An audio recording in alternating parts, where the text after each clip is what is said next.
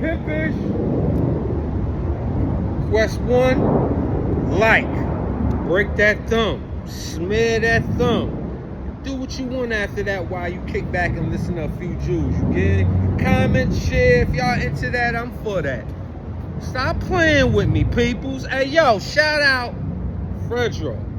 Shout out Sticky Fingers. Onyx. They was on that goddamn Drink Champs. It made me feel like, damn, I'm proud of y'all boys. I ain't even know how they simplified on what they've been through in their journey. They came through in 9-3, people. When that ball dropped, they was on the motherfucking charts. Take him up, bring him up, Dad. Shut him up, shine a ball head. 1 cut, 2 cut, 3 gun, 4. Your minds is all about crime. Onyx. Hey, yo. Sheesh. Hey, yo. Before there was an Onyx, they ran around with a lot of goons, and a lot of them goons claimed Young Guns and Lost Boys. And Onyx just jumped on the scene. 2 years later, we hear Lost Boys on the track. But we knew where they was going with it. We knew that, you know, Fred Joker rap and all that. Sun Seed, you know what I mean? Yeah, I ain't know them boys had what they had up in them. And then here we have it. So shout out to you, Fredro, for the shout out. Rest in peace, Bebo. Yeah, he shot a little chunk out of his thigh with the shotgun and tried to hang out, but you know, he had to go get attended to. And then he bragged to the world. That was our Cheddar Ball, but a gangster. Rest in peace, Bebo Norman. Hey, y'all. I'ma later give some stories on the Young Guns, Lost Boys, entertaining Fredro, Tropical, Sun Season, our dancing exploits. You know, we was friends to, what was that? Sound Factory? We was friends to a lot of little club places, right? Before I wasn't even like them as entertainers yet.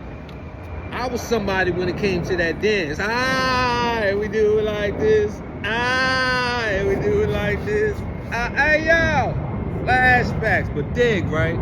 I want to talk about Pistol Pete. Hey, yo, Pistol. If we gonna talk, right, I think you should talk to a sound mind individual that really lived this ish now. You got some of the people that was in wars, bickering battles, yet we talking about monumental, sustained individuals that went in, not knowing who they gonna be.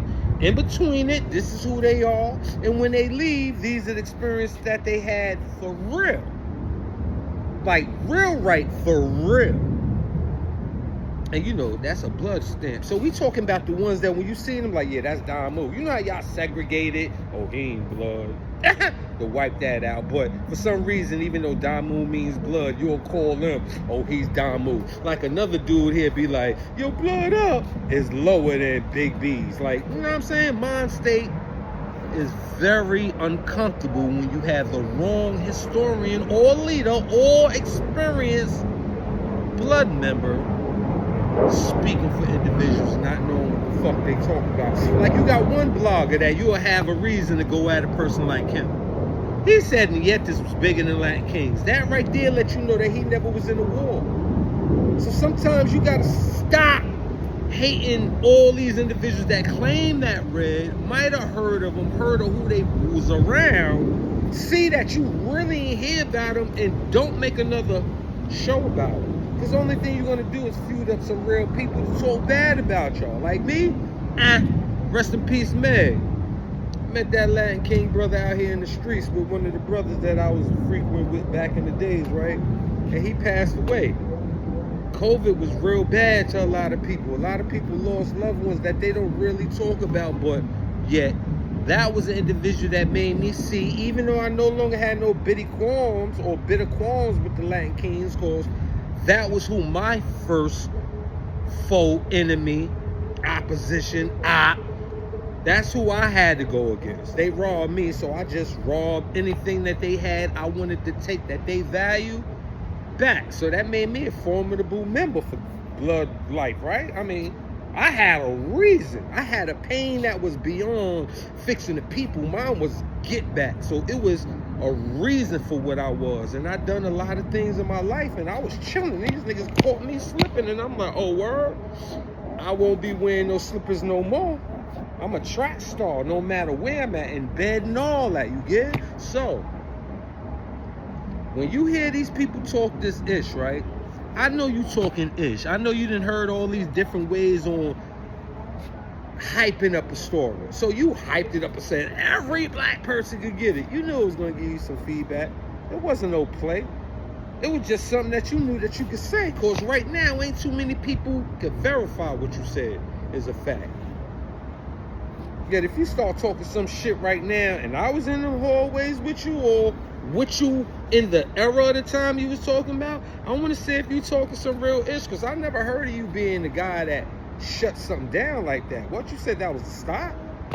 I'm only hearing your story. I didn't go look at it, because, you know, I don't see, like, the reason why some of you ghetto stars from the past come out here and chest out. Y'all don't even be bigging people up except for giving them a little honorary ish. As soon as y'all get called on one of them, all that complimentary shit you gave them, y'all find a way to shoot that down like that is no longer the truth.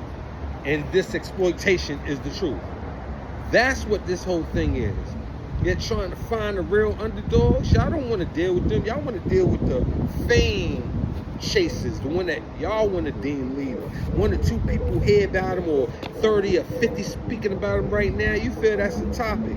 Real motherfuckers? Nah. Y'all understand how the smear campaign go. How you gonna diss an underdog in the state and don't diss them in the street? Yet diss them in the street and glorify them in the state. Yet the diss in the street is smear. It ain't no challenges off the need of giving harm to people, except for their reputations. And that's what you look like, Pete. Individual that had a rep ain't really mean nothing to individuals unless they happen to be around you and violated your space, or TS clout. And now that you on the island, you see how all these people might be reaching out to you. These little podcast individuals got you going. I like that, B. I ain't mad at you. You don't hear me slandering. Yeah, stop not giving a real issue. Because there's problems that went in them systems that we shouldn't have had. Ignorance was justified by being in the slave plantation.